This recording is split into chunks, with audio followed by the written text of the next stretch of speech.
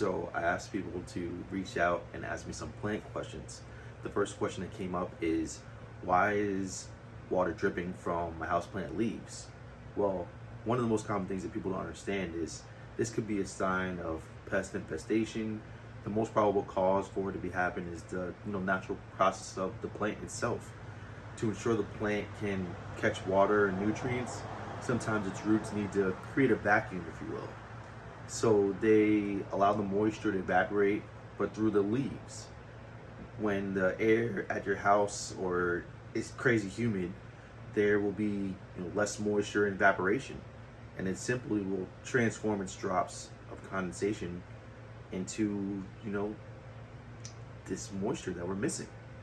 But this is exactly what you're seeing.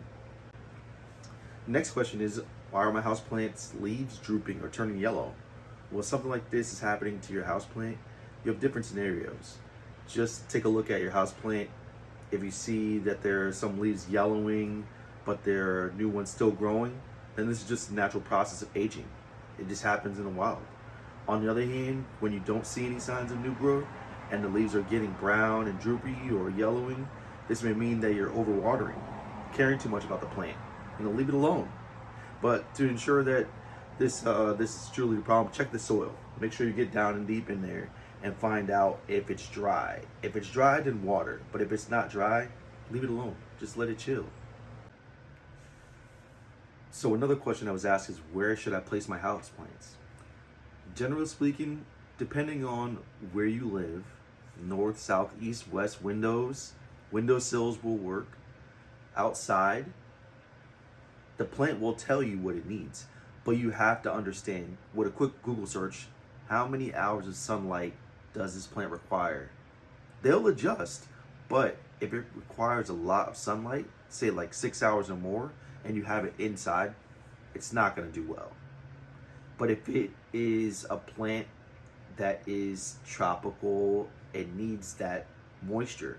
I wouldn't put a tropical plant inside. It's too dry. We're running the air conditioning all day.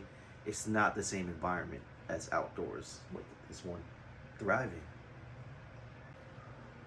The next question that came up was, help, my orchid hasn't flowered in a few years. What should I do? Well, the first thing you got to do is think about, what kind of orchid is it?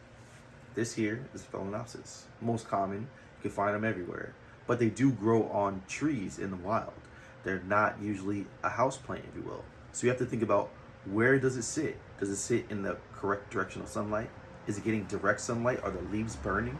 Or did it look green like this?